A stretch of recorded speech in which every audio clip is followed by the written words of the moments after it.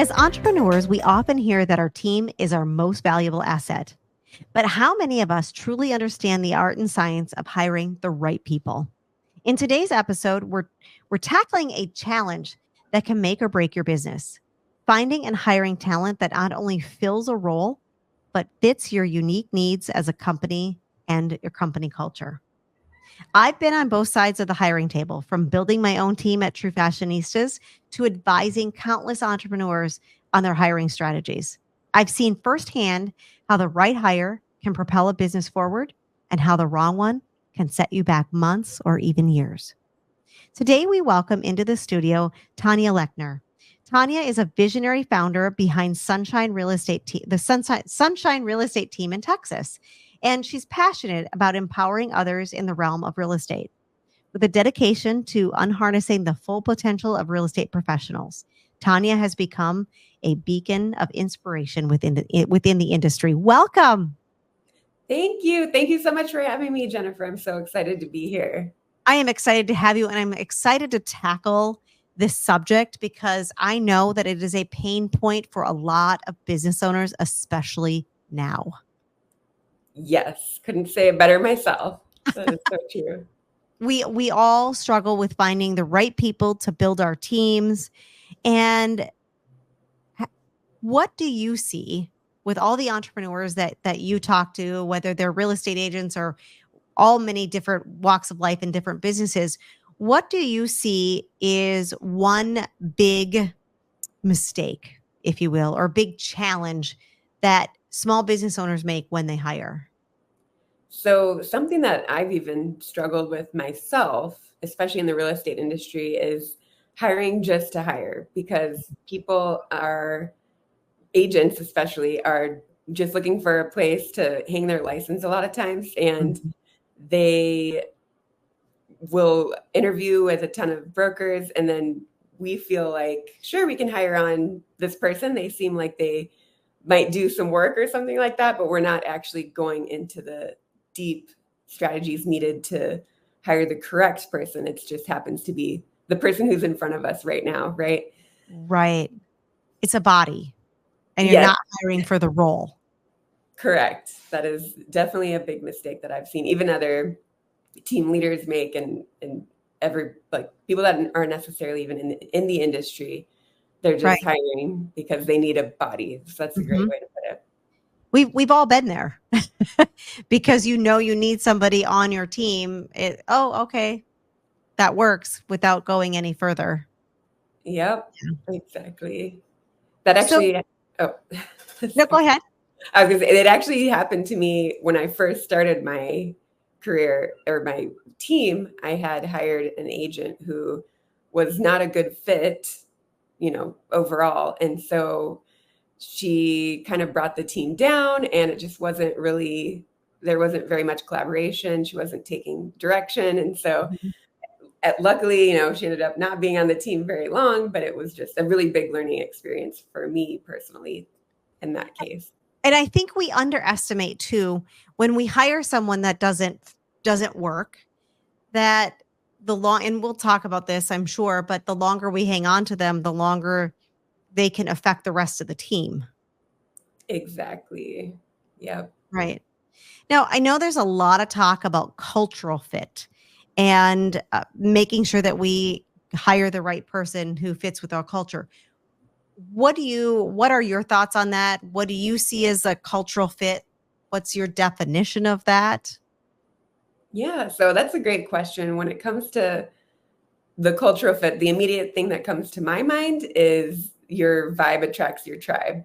Like that's, people are always saying that these days, and everybody loves to see authenticity. And so I feel like that needs to reflect in your business as well. And so I'm looking for somebody that's like culturally on our same vibe. And the Sunshine Real Estate team, we pride ourselves on being positive and fun. And so if we find somebody that's like has a negative attitude or something like that, it's not a good fit culturally, which ultimately brings down the team, kind of like what you were saying earlier. Right. I know a lot of times Like you hire for the skill. Oh wow, they've been a realtor for, in your case, for 20 years. Oh my gosh. But then we didn't hire for their attitude. We just hired for their experience. Exactly. Yeah, that is so true. It does come down to that sometimes Right. too. And you can't, in my opinion, you can't teach, you can't train attitude. That has to be part of you. And a lot of times you can't change that. Nope. I've tried. It doesn't work. Right. You can't change people. Hmm. Now, on the flip side of hiring somebody who you can't change, have you had a time when you hired someone who was the exact right fit? And if so, what did they do for your business? Yeah, I actually just recently hired an agent who is exactly what we needed for the team. I didn't realize it at the time, but since we hired her on just about a month ago, she has brought the whole atmosphere up when we get in with our team meetings. She's very positive, and she is a newer agent, so she doesn't have, a ton of transactions under her belt, but every time that she does, she's super grateful. She loves helping other people, which is, one of our core values. And so just having all of those things put together makes the whole team feel like that much better by Right. having her on the team. I want to touch on something you just said. You said core values. And that's like a word that I hear everywhere. I mean, it's something that I believe in firmly. I do a lot of courses for small business owners on core values. How did you come about finding your core values as a company? So it took me a lot of time, and it was a little bit daunting too, because just trying to figure out like what aligns most with me and how I want to build the team. But ultimately, it came down to what's going to make my agents successful and what's going to help my team grow at the end of the day. And have you noticed that? I mean, I'm assuming, do you have your core values posted for your employees? How do you share that with them? Yes. So I do. I actually, it was probably maybe even just like 6 months ago that I put together a list of my core values, and they're posted. And if I could remember them, I would tell them to you, but I have them listed, and I do also go over them with my agents before I hire them on. And so I send them the page. I'm like, does this align with you? And that's something that helps them actually grow as an agent as well. That's great because your employees know what you expect because they know what your values are. And it just makes the entire process for everybody much better. Exactly. Yep. Certainly. It, What are some effective strategies when you're interviewing? Okay, so let's say you're interviewing for an agent position. What are some strategies for effectively identifying what before you even do that interview, what you truly need as a company? How does that process look from, oh, I need to hire. Let me figure out what I need to hire for, what I'm looking for in a person, and then actually doing the interview. How does that that lineage play out? so it really depends on what I'm hiring for, right? So if it is somebody on the back end, then I'm going to be looking for like a different type of person, right? And then if it's somebody Mhm. that's in front of people, then they need to have a different kind of personality. And so it starts there. And then once I determine what kind of person I need to hire, I'll align those type of questions with that part of the process. That And makes sense. yeah, and I don't know if that answered the full question. I might have missed a piece of it, but Well, it does, but then you're in front of them and you're interviewing. Do you have a set of questions that you ask everybody, or is it, you just kind of go off the resume? it does vary. So, in real estate, it's an interesting industry where people don't necessarily have to come up with a resume. They just Sure. they're going to any broker because any broker will take them essentially.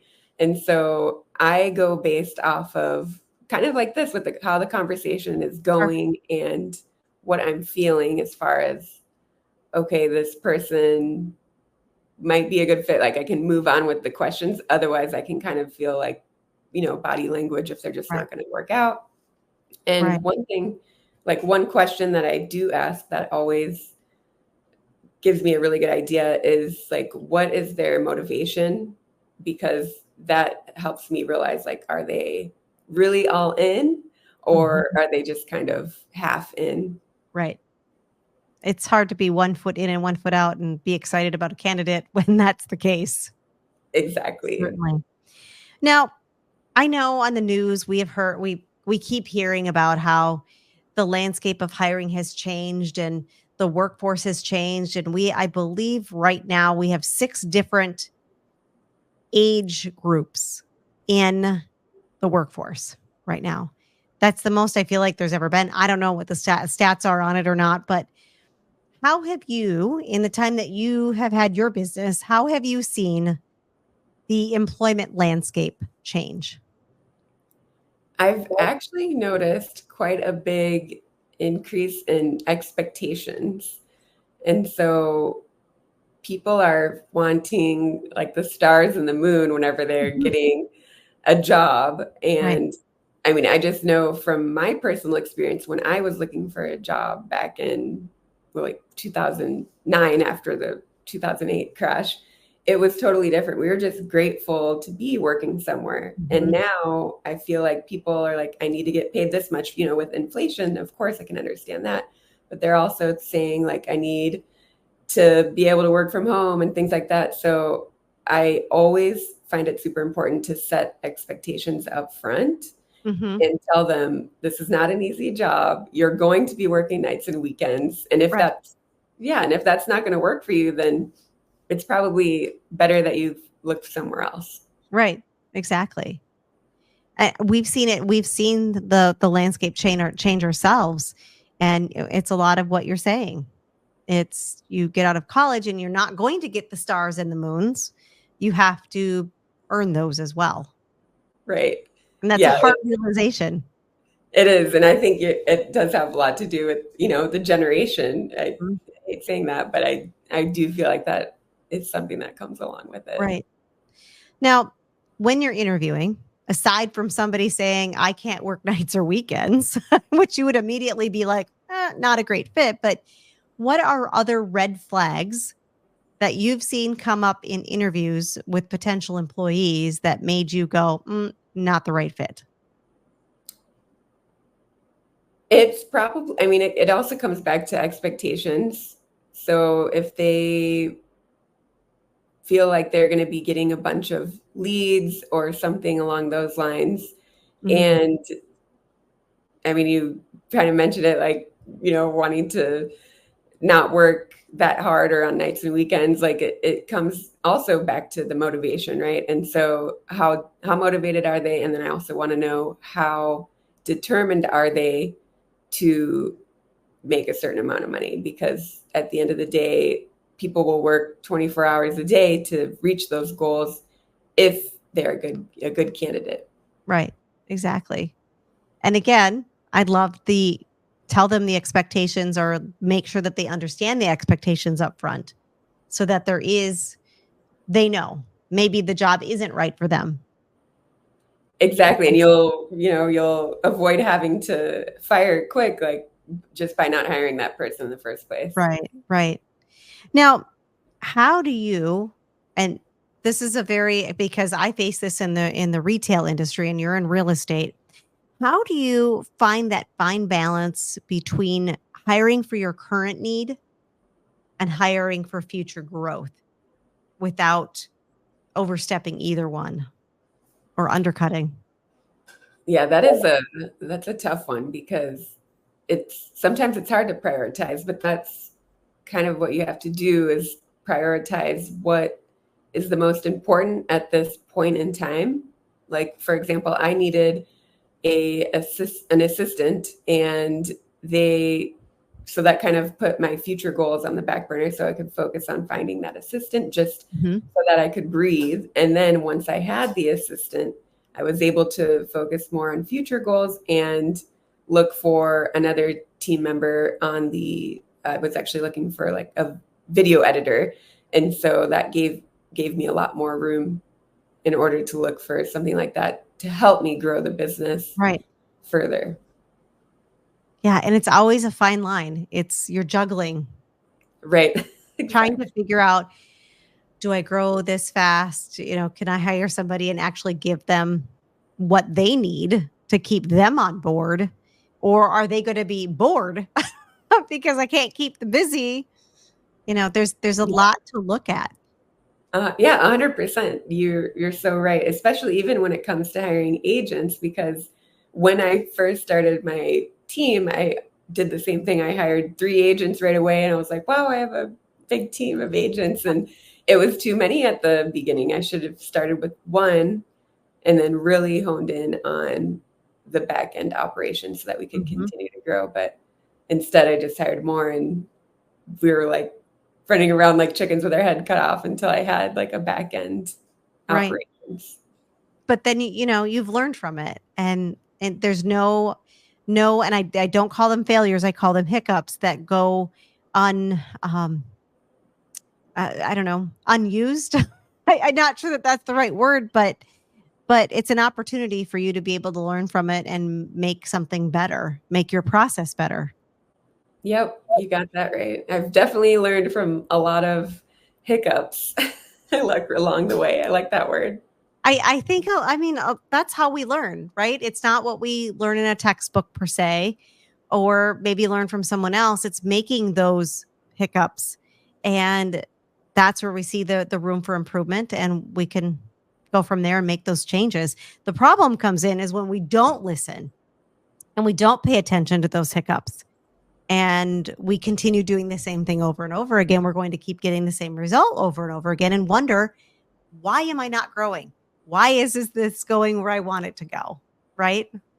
Absolutely. Yeah. If you're not learning from your mistakes, then, you're probably not growing, and there's a reason for that. Exactly.